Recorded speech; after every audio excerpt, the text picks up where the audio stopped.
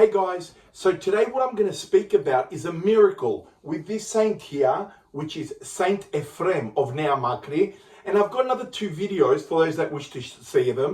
I'll put the link below. And in this video, we're going to see the saint, the miracle he performed to the Greek singer, which I'll introduce in a second, to her brother. And this is the Greek singer named Sasha Basta, which is an amazing artist and a beautiful soul, as her faith makes her shine from within.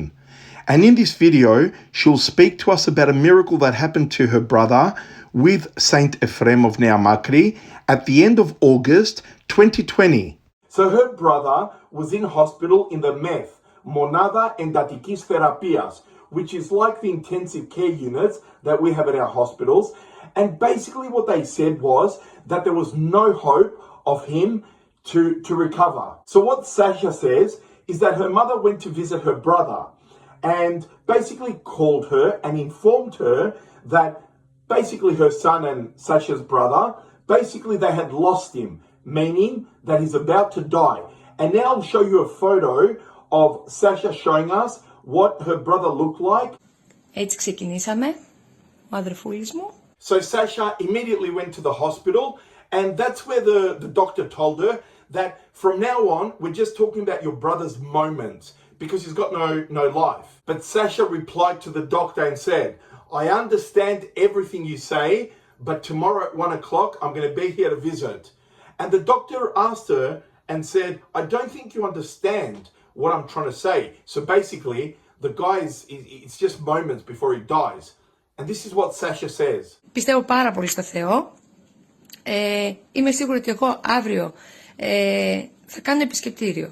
Έτσι πέρασε το πρώτο μας βράδυ, το πολύ δύσκολο, αλλά και όλη η υπόλοιπη εβδομάδα πήγαινε κάπως έτσι. Κοιμόμουν έξω από τη ΜΕΘ, σε ένα ούτε παγκάκι.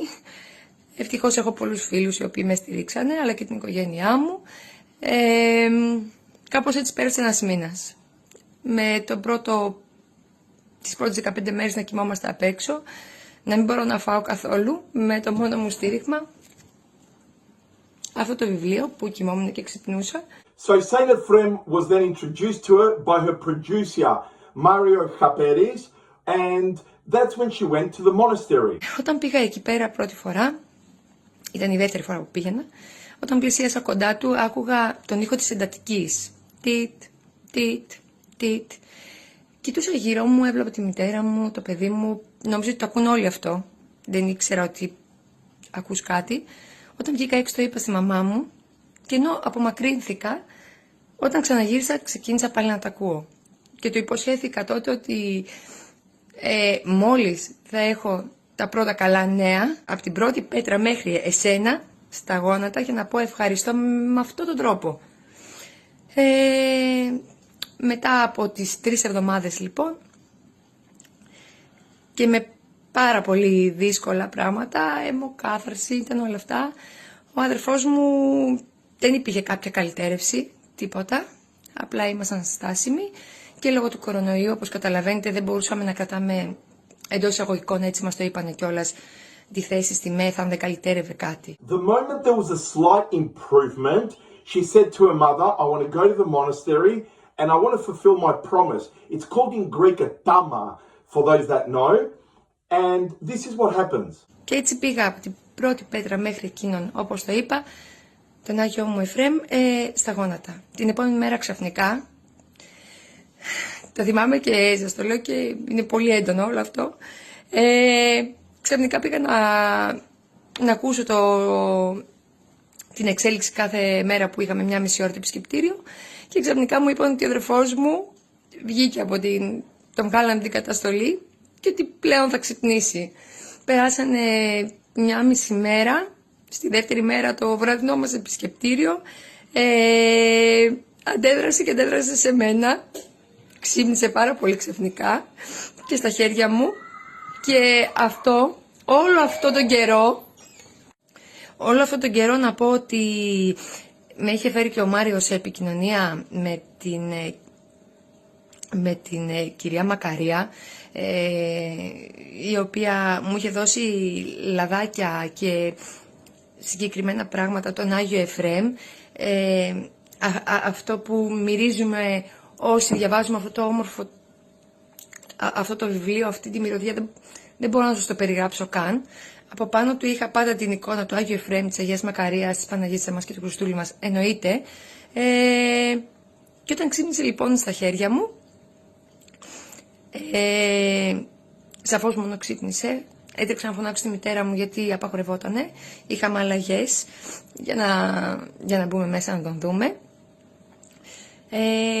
Και έτσι ξύπνησε.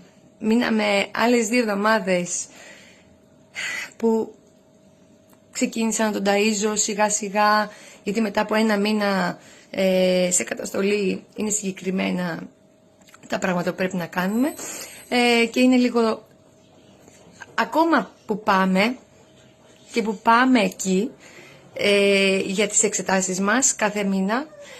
Τον αδερφό μου το λένε ακόμα Λάζαρο, γιατί ήταν ένα θαύμα και το λένε και οι γιατροί, και θέλω να πω για μένα προσωπικά, πάντα πίστευα στο Θεό, παπαδοπέδι είμαι, αν είναι δυνατόν, απλά βρήκα τώρα το δικό μου προστάτη, τον Άγιο Εφραίμ, που μου το έδειξε και ήταν το μοναδικό μου στήριγμα. Δεν μπορούσα να φάω, δεν μπορούσα να κοιμηθώ, όχι μόνο εγώ αλλά και η μητέρα μου. Έχασα πάνω από 12 κιλά σε 1 μήνα, αλλά σημασία έχει ότι τώρα που μιλάω, εγώ με τον αδερφό μου μπορώ και πάω στον Άγιο Εφραίμ. Πρώτα Θεός να τελειώσουν όλα αυτά, να ξαναπάμε, και αυτά που του έχω υποσχεθεί θα τα κάνω πράξη. Αυτό είναι το μόνο σίγουρο. Μη σταματάτε να πιστεύετε, και αν οι άλλοι δεν πιστεύουν, μην γίνετε εσείς λιγότερο άνθρωποι. Είναι κάτι το οποίο τα έζησα πολύ έντονα και τον ευχαριστώ πάρα πολύ γι' αυτό. What a beautiful miracle, and like I've said in other videos, where doctors seem to give up, miracles happen, okay? Strong faith. And if a miracle doesn't happen, you've got to trust God's will. Now, in saying that, thank you all for watching, and please, I'm going to include also the GoFundMe link below. If you can continue to please help. We've almost saved the money for the 2nd and 3rd church to start the work more, I'd say. And the more we save, I guess, we'll be able to complete the church of Saint Macario and also Saint Luke the Doctor. And for those that didn't see the video before this, I've actually interviewed the Archbishop of Kenya, Archbishop Macario, where he tells us 2 beautiful miracles of Holy Communion, okay? And one of the people that was the miracle happened to, he's actually now an Orthodox clergy. So feel free to have a look at that video as well. So God bless you all. As an unworthy sinner, I continue to pray morning and night for you all. Thank you and take care.